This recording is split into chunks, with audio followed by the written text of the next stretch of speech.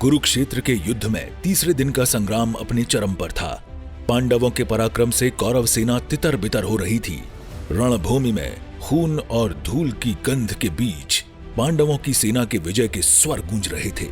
तभी दुर्योधन की मूर्छा टूटी और उसने अपनी सेना को संभालने का प्रयास किया।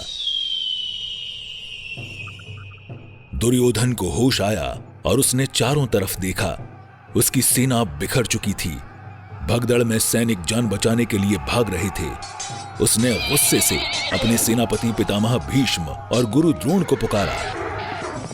पितामह, मेरे शब्दों को अपमान न समझें, परंतु यह कैसे हो सकता है कि गुरु द्रोण, अश्वत्थामा, कृपाचार्य और उनके पुत्र जैसे महारथियों के होते हुए मेरी सेना भाग रही है? क्या मैं यह मान लूं कि पांडवों को आपकी कृपा प्राप्त हो रही है? युवराज, ये क्या कह रहे हो? शांतनु नंदन भीष्म पर ऐसा लांछन लगाना उचित नहीं। वह आपके लिए युद्ध कर रहे हैं। गुरु द्रोण, मैं सत्य कह रहा हूं, तभी तो मेरी सेना का नाश हो रहा है। पितामह, अगर पांडवों पर दया करनी थी तो पहले ही बता देते। मैं अपने मित्र कर्ण के साथ मिलकर योजना बना लेता। आपने कर्ण को भी युद्ध से बाहर कर दिया। अब इस सेना का क्या होगा? युवराज दुर्योधन, तुमने अब तक मेरी बात नहीं समझी। मैंने पहले भी कहा था और अब भी कह रहा हूं, पांडवों को तो क्या, इंद्र और अन्य देवता भी हराने में असमर्थ हैं। लेकिन जो कुछ मुझसे हो सकता है उसे मैं अपनी पूरी शक्ति से करूंगा। अब तुम अपने भाइयों के साथ हो जाओ और देखो कि मैं अकेला कैसे पांडवों की सेना को रोकता हूं। भीष्म के ये वचन सुनकर दुर्योधन की खुशी का ठिकाना नहीं रहा। उसने अपनी सेना को संगठित होने का आदेश दिया। पितामह के नेतृत्व में कौरव सेना ने फिर से शंखनाद किया।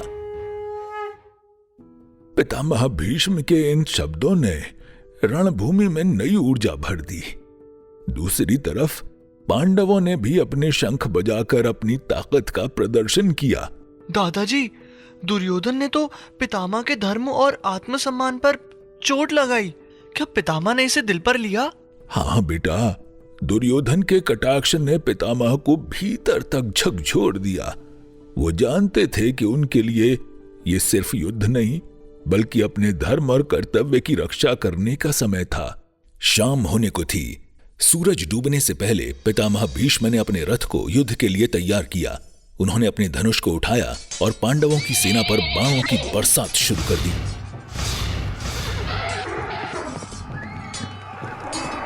पितामह ने उस शाम ऐसा संग्राम छेड़ा कि युद्ध भूमि रक्त से लाल हो गई। उनके बाण चारों ओर अंधड़ की तरह छा गए।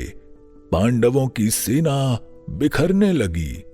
दादाजी, तो अर्जुन ने क्या किया? अर्जुन ने श्री कृष्ण से कहा कि रथ को पितामह की ओर ले चलें। श्री कृष्ण ने घोड़ों को हाँकते हुए रथ को पितामह के सामने ले जाकर रोका, लेकिन पितामह ने अर्जुन के रथ पर बाणों की बरसात कर दी। फिर भी अर्जुन डटे रहे। उन्होंने अपने बाणों से पितामह का धनुष काट दिया।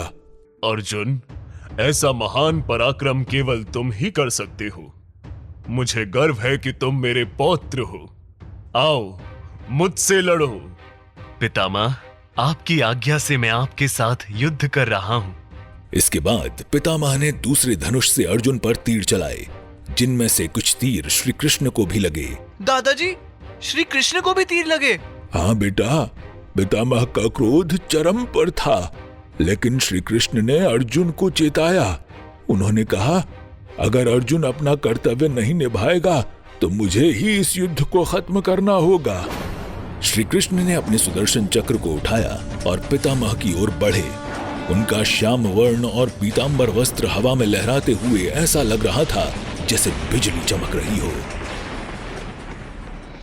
भीष्म खड़े मुस्कुरा रहे थे। वो जानते थे कि अगर श्री कृष्ण के हाथों उनकी मृत्यु होगी तो वो मोक्ष प्राप्त करेंगे, लेकिन अर्जुन ने श्री कृष्ण को रोक लिया।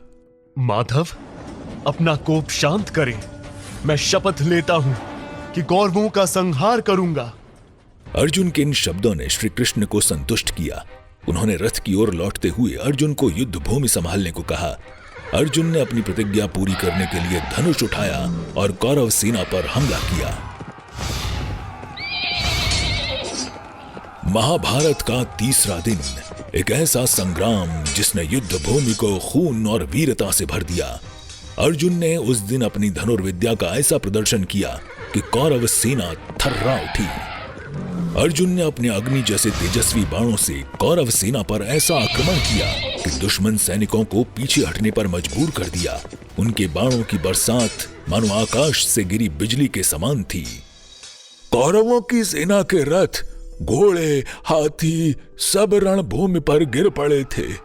अर्जुन के बाण इतने प्रचंड थे कि योद्धाओं के कवच और अस्त्र शस्त्र भी छिन्न भिन्न हो गए। ऐसा लगा जैसे अर्जुन ने कोई देव रूप धारण कर लिया हो। कौरव सेना का हर सैनिक उस रात अर्जुन के पराक्रम की चर्चा कर रहा था। क्या तुमने देखा? अर्जुन ने अकेले ही आज 10,000 रथियों को मार गिराया और 700 हाथियों को भी। ऐसा पराक्रम मैंने कभी नहीं देखा। दादाजी, बाप रे बाप, मतलब भीष्म पितामह और बाकी महायोद्धाओं के होते हुए भी अर्जुन ने इतनी बड़ी सेना को रोक दिया।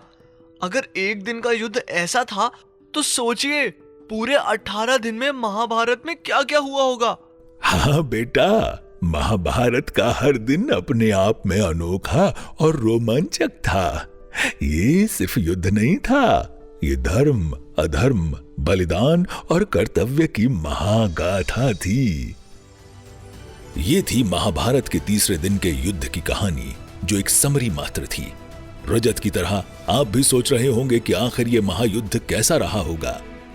अगले एपिसोड में जानिए कि चौथे दिन कौन सा व्यूह रचा गया और कैसे युद्ध